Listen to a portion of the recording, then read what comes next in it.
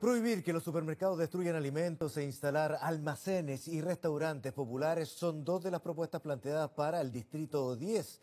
Queremos profundizar en este tema y para eso nos acompaña precisamente el impulsor de estas ideas, que es el candidato Gonzalo Vinte. ¿Cómo está, Gonzalo? Buenas tardes, bienvenido.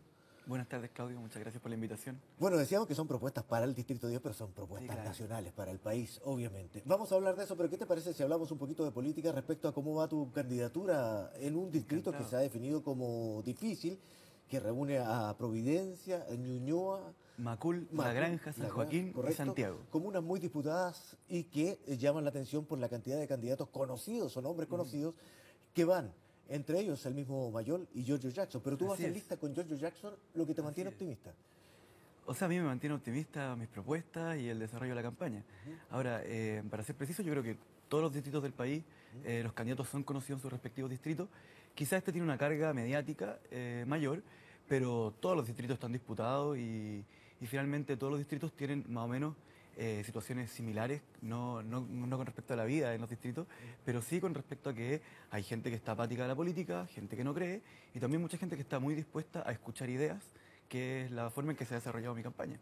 Sí, yo te decía, obviamente, de todas maneras, y esto se resuelve el 19, hay que ir a votar primero, pero en materia política, el ir en una lista con Giorgio Jackson, que es el más conocido, más relevante dentro del Frente Amplio, junto a Boric, del movimiento autonomista, al que perteneces tú, es una carta de ventaja de todas maneras, por conocimiento, que es una situación muy importante a la hora de pararse como candidato, pero también el estar en la misma lista con él, lo que significa arrastrar sus propios votos hacia un segundo candidato que lo acompañe. Y esa es una ventaja. Sí, efectivamente, yo con Giorgio Jackson, que si bien para aclarar a la gente, no somos del mismo movimiento, él es de Revolución Democrática, yo soy del movimiento autonomista, que tenemos algunas diferencias políticas suficientes para no ser el mismo movimiento, pero hemos trabajado juntos.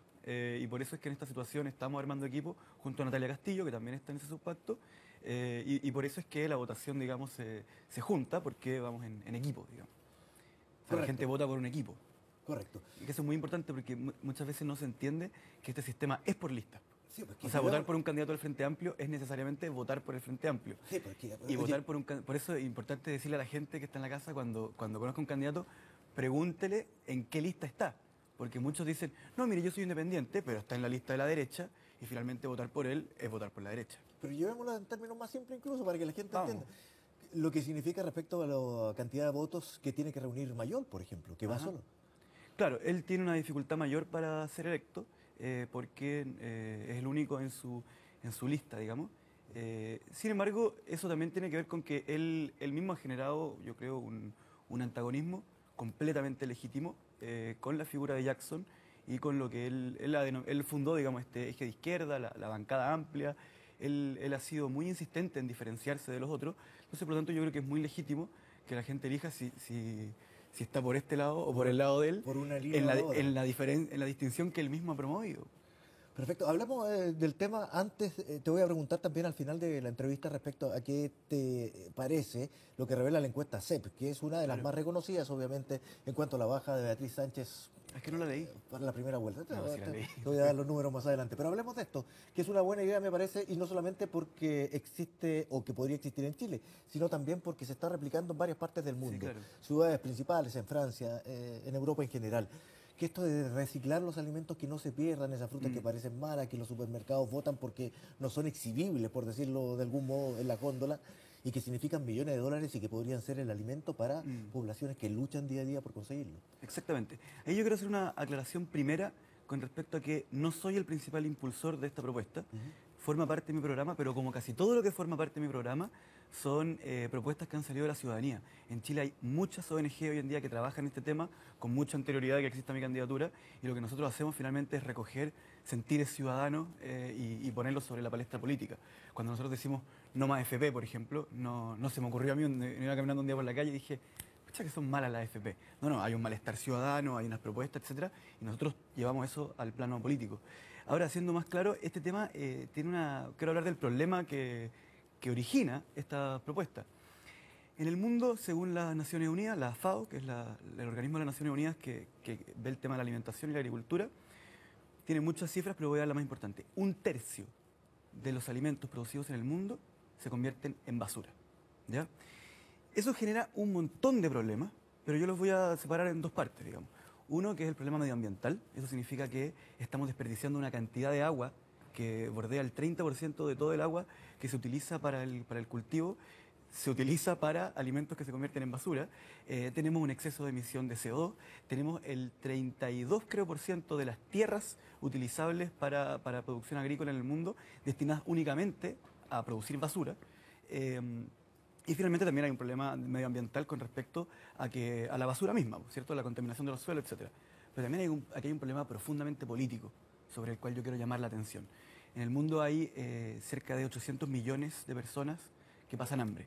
En Chile, de acuerdo a Red de Alimentos, que es una de las ONG que mayormente ha trabajado este tema, 1 de cada 7 chilenos pasa hambre diariamente, ¿ya? Diariamente. Sabemos además que 3,5% de los chilenos están bajo la canasta básica y que cerca del 40% de los chilenos para comprar comida se endeuda. Porque muchas veces uno escucha en la tele que dicen, no, que estamos muy consumistas, ¿cierto? Y las tarjetas de crédito, ¿cierto? Hay 25 millones de tarjetas de crédito en Chile, situación que a mí me parece bien insólita. Pero la verdad es que yo creo que eso del consumismo está medio exagerado porque los chilenos se están endeudando para comprar comida, para almorzar, para comprar fideo, para comprar salsa, ¿ya? Es una cuestión que además tiene una repercusión en la salud que es fundamental, porque al igual que la salud, al igual que la educación, al igual que la vejez, tenemos alimentación para ricos y alimentación para pobres. ¿Qué tiene que ver esto con la producción que termina en la basura? Que no es verdad, cuando uno no estudia estos temas, uno podría pensar, y yo mismo lo pensaba antes, que el problema de la pobreza, el problema de la falta de alimentos, es un problema de escasez, ¿ya? Y eso es lo que yo quiero llamarle la atención a la gente. En el mundo sobra comida, se bota a la basura. Pero tenemos una forma de organizarnos que es tan ineficiente que necesita y permite que estemos botando la comida al mismo tiempo que estamos endeudando a la gente y teniéndola con hambre. Ahora, hablemos de eso, justamente, de la eficiencia. Pero para esa eficiencia se requieren costos primero, ¿cierto? Y dentro de tus propuestas lo que se propone es primero una red nacional de distribución de estos alimentos. Más allá del compromiso que tienen que tener los privados, que son los supermercados, por ejemplo, y restaurantes. Para dar dos más simples. Una red nacional de distribución, pero también una red de restaurantes populares, es lo que propones tú. Más o menos. Eso tiene costos. Vamos por parte, porque la cadena del desperdicio es muy larga y acarrea distintas razones y acarrea también distintos actores, ¿ya? El mismo productor, muchas veces, hoy en día el poder de los supermercados, en Chile, perdón que haga el paréntesis, tiene una concentración del poder de los supermercados brutal. Cencosud compra Santa Isabel, DIS compra Carrefour, etcétera, y ya tenemos básicamente 4 cadenas que deciden qué comemos, ¿ya? Y que deciden a cuánto comemos y que deciden además a cuánto le compran a los productores, ¿ya? Cuando el líder te dice a ti que no te va a comprar determinadas lechugas porque están feas, eso ya tenemos un primer filtro en donde el mismo productor tiene que ir votando cosas. Está también lo que exportan, en donde por un tema estético no se tiene que votar. Después está lo que votan los supermercados, y ahí hay un dato súper importante. La recomendación de la FAO es que los supermercados no pasen del 20 o 23% de superávit de alimentos. En Chile funcionan con un 58%. Y eso repercute en los precios. Cuando usted está comprando un tomate, está pagando, además del lucro del dueño del supermercado, que en este caso es legal, está pagando por 2 tomates o por 2 tomates y cuarto, digamos, por el que se botó a la basura, ¿ya? Entonces, y después está también el desperdicio de uno en la casa cuando no piensa bien sus compras, cuando no las administra bien y termina votando, aunque eso es bastante menor, ¿ya? Pero creo que vayamos, Gonzalo, precisamente a lo que yo te preguntaba, porque más allá de lo que hemos visto en experiencias internacionales, incluso en reportajes, de que esto es casi una obra que hace alguien, incluso chef, he visto, como en Chile lo hacen muchas que pone restaurantes a modo de voluntad propia para atender a la gente que la necesita con comidas que son precisamente botadas en feria o los mismos supermercados. Aquí lo que tú pretendes es que se transforme en una ley. Sí. Y para esa ley se requiere lo que yo te señalaba anteriormente, esta red de distribución de los restaurantes populares y todo. Más o menos. Vamos. Más o menos. Yo creo que lo relevante de la ley tiene 2 partes, ¿ya? En primer lugar, generar la prohibición, ¿ya? La propiedad privada en Chile, desde el gobierno de Frei Montalva, que se establece que tiene una función social, ¿ya? Nosotros estamos invitando a los supermercados a hacerse parte del problema nacional, el problema del endeudamiento, ¿ya? Entonces se les va a prohibir destruir alimentos, ¿ya? Luego de eso, yo soy de la idea de que no depende de un diputado, sino que depende de las localidades, finalmente también de las ONG que están trabajando este tema, generar el mecanismo de lo que se hace con el alimento que se va a desperdiciar. ¿Cuáles son las alternativas que hay? En Bélgica, en una región de Bélgica, en Francia y en Perú, Colombia, está funcionando. En Perú, Colombia, en Argentina, en Chile, hay propuestas de ley que están ya en los parlamentos, ¿cierto?, que establecen que hay un nexo con obras de caridad, ¿ya? Eso prácticamente no tiene costo, ¿ya?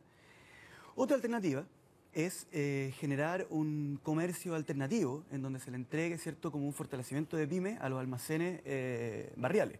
Pero eso también es un problema porque sería que el Estado intervenga directamente en el funcionamiento de un mercado con fines de lucro, etcétera, ¿ya? Yo soy de la idea de que la manera más radical y más interesante de hacerlo, pero por supuesto que esto no lo decido yo, porque yo estoy invitando a legislar para solucionar el problema. Es una propuesta, Pero mi propuesta es que sean los mismos supermercados los que se van en la obligación de dejar estos productos que iban a votar en la misma góndola, pero sin precio, es decir, gratuito. ¿Por qué? Porque creo que eso permite de partida un acceso total y no un acceso focalizado, ¿cierto?, a los más pobres, ¿ya? Pero además los obliga a hacerse cargo del problema porque se les va a pegar una repercusión en los precios fundamental. Porque lo que hacen actualmente con el actual proyecto de ley es que el supermercado sigue funcionando con su superávit, pero la comida extra me la llevan para otro lado, ¿ya? Y el precio del supermercado sigue pagando el superávit de los alimentos, ¿ya? Como yo quiero que se acabe ese superávit, porque quiero que dejen de destruir el mundo, porque estamos en un problema medioambiental muy grave, estamos en un problema de cambio climático, etcétera, quiero que los supermercados se vean en la obligación de o bajar los precios, porque está en la góndola gratis, ¿cierto?, y parar con el endeudamiento de los chilenos, o dejar de tener este superávit que está destruyendo el planeta. Sí, o sea, a simple vista suena difícil, sí. ¿Por qué? No es negocio. No es negocio, te van a sacar toda la fruta, por poner un ejemplo solamente, toda la fruta que está gratis y no te van a comprar la otra que está al lado. No es negocio para los supermercados, dices tú. Puede ser. Pero si yo fuera dueño de un supermercado, me sentiría tremendamente entusiasmado de que me estén invitando a dejar de destruir el planeta o a dejar de endeudar a los chilenos. Le estoy dando la oportunidad de que su propiedad privada, ¿cierto?, su supermercado, tenga una función social, que sirva de algo. Le estoy invitando a construir un país. Claro, ese es otro punto de vista, pero ya dependerá de la visión de negocio que pueda tener el mismo supermercado. Gonzalo, nos quedan solamente algunos minutos y te quiero preguntar lo que te había anunciado, que te iba a preguntar anteriormente, que es respecto a lo que se anuncia en la encuesta, en la última encuesta CEP, por la caída de Beatriz Sánchez. Cuando también, y se ha visto en la franja electoral del Frente Amplio, la preocupación mayor es a que la gente no vaya a votar por el Frente Amplio, no se movilice ese 19 de noviembre, eso está clarísimo en algunos de los spots de la franja. Lo que ocurrió además cuando se realizó las primarias. Yo tengo mi impresión de... Por supuesto, voy a saltarme el poner en cuestionamiento en la encuesta misma, porque no tengo información, ni para decir que la encuesta es fiable, ni para decir que la encuesta no es fiable. No tengo idea, ¿ya?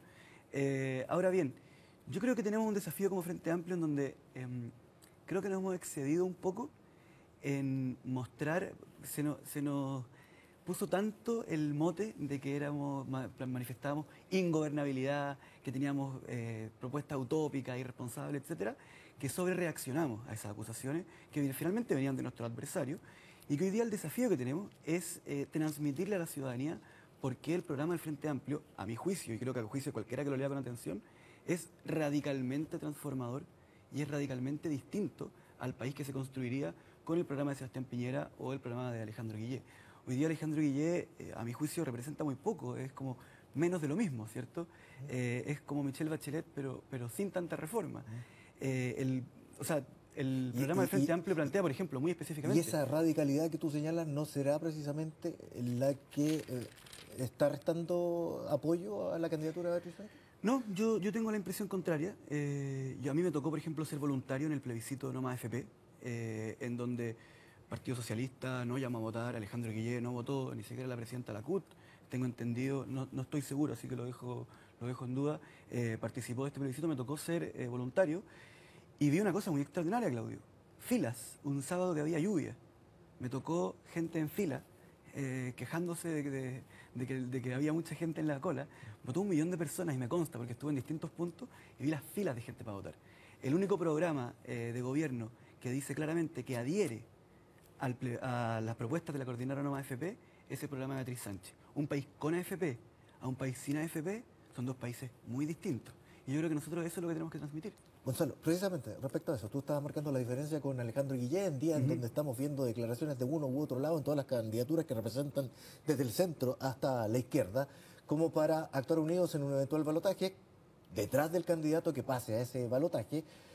¿Cuál es tu posición al respecto? ¿Cuál es la del movimiento autonomista? Sí, pero para cerrar el tema anterior, que se me quedó una idea, no se trata de ser más radical como en las palabras, sino que también se trata de transmitirle, de comunicarle a la ciudadanía que finalmente muchas de las cosas que la misma nueva mayoría denuncia son creadas por ellos y no sin querer queriendo, sino que son creadas porque creían que era lo mejor y porque siguen creyéndolo. La nueva mayoría hace un juego, a mí me ha tocado hacer campaña en las calles, etcétera, en donde manifiestan sus candidatos justo lo contrario a lo que hacen sus gobiernos. Y eso es una cuestión que a nosotros nos complica harto. Ahora, con respecto a la segunda vuelta, yo creo que hay algunas como cosas que establecer a priori. Primero, como te señalaba antes, Sí, antes de comenzar... justamente, expliquemos a la gente que antes de comenzar la entrevista estábamos hablando de cuál es la posición de Revolución Democrática, que ha planteado el que pueda decidirse por plebiscito, él si se apoya o se va a dar cierto respaldo a una candidatura que pase a segunda vuelta o no. Sí, varias cosas. Primero... En caso de que no pase Beatriz Sánchez, por supuesto. Lo primero, yo tengo la impresión de que Beatriz Sánchez va a pasar, con alrededor de un 90%, no, pero creo que va a pasar a segunda vuelta. En segundo lugar, creo que no es un buen momento para hablar de este tema porque lo mejor es discutir la forma de fortalecer la candidatura de Beatriz, de la cual yo estoy muy convencido. En tercer lugar, señalar que a mí la idea del plebiscito no me molesta para nada, de hecho creo que puede ser necesario, pero que si yo te respondiera hay que hacer un plebiscito, creo que no te estaría realmente respondiendo la pregunta, porque el plebiscito es un mecanismo, el plebiscito no es una política, ¿ya? Ahora, con respecto a la política a implementar, yo creo que, por supuesto, las coaliciones políticas tenemos una responsabilidad. Nosotros nos toca, somos una coalición política conocida y a nivel nacional hace menos de un año, pero ya esta es la primera ocasión en que tenemos esta responsabilidad de transmitir nuestra idea. Yo creo que lo primero es que, por supuesto, hay que dialogar, ¿ya? En ningún caso ese diálogo para mí tiene que terminar en cargos en un eventual gobierno. Creo que es muy poco serio andar armando coaliciones en 2 semanas. Estuvimos 4 años en el Parlamento nosotros con la nueva mayoría y no nos encontramos, ¿ya? Como te decía anteriormente, la ley antiterrorista la aplica el gobierno de la nueva mayoría, la reforma tributaria no estuvimos de acuerdo, reforma educacional no estuvimos de acuerdo. Entonces yo no voy a ser parte de armar una coalición de gobierno de ninguna especie en 2 semanas posterior a las votaciones. Sí creo que nosotros tenemos que emplazar a la nueva mayoría a decirle, si es que pasaran la segunda vuelta, oiga, AFP, por ejemplo, sí o no, ¿ya? Pero que eso es un diálogo político y solo te puedo contestar en qué termina cuando haya ocurrido. Y lo del plebiscito, te insisto, no me molesta, pero creo que no es la respuesta de fondo. Gonzalo Winter, muchas gracias por conversar con nosotros esta tarde. Que esté muy bien y muchas gracias. Gracias a ti. Nuevamente. Y así nos despedimos con esta entrevista. Nos vamos. Muchas gracias por su compañía en Es Noticia. Quédese con nosotros, como siempre, aquí en CNN Chile. Que tenga muy buenas tardes.